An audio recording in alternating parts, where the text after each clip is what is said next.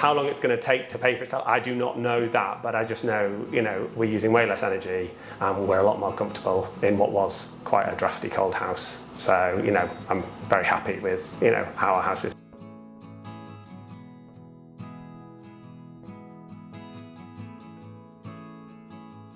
I first thought about improving the energy efficiency of my house 2 or 3 years ago. I live in an Edwardian house. We were paying higher than average energy bills, and yet our house was still cold and drafty. I got an energy efficiency audit done on my house, and that was where somebody came and looked at every room, looked at how the makeup of the house, the energy we were using, and that really had a starting point of what we were doing in our house and how we could make improvements. So after we'd had the energy efficiency audit, there were some small things that were quick and easy and relatively cheap to do. Things like we had a 20-year-old chest freezer which was highly inefficient and we weren't really using, so just getting rid of that. Because we've got an old house, we had a number of fireplaces with open flues that was just leaking heat. So we got some natural kind of blocks to stop that heat leakage, but also keep the ventilation.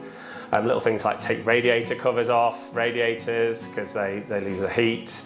Lots of little things like that, like bleed your radiators. I know we know we should do it, don't we? But we don't.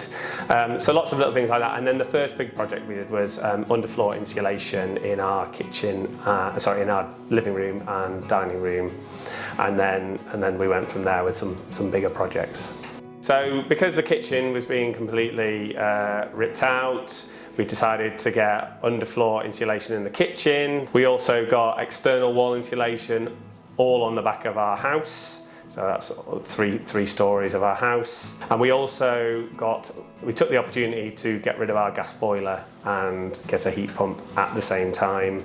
And with a heat pump, you've got the external unit outside the kitchen, but you also need a hot water cylinder. And finally, we've also got solar panels on the roof, which is below the kitchen as well. So we've had a lot done. So external wall insulation was £20,000. The heat pump with the hot water cylinder, all the radiators, because we had all of our radiators changed, made bigger, and the heating controls, that came in at 17.5, but then we got the government grant of 5,000, so that then came down to £12,500, and then our solar was about £10,000. If I'm going to give advice on what to do if you're looking to make your house more energy efficient, is get advice. Get advice on energy efficiency. There are people out there that are specialists that have seen this done in all sorts of different houses, old and new.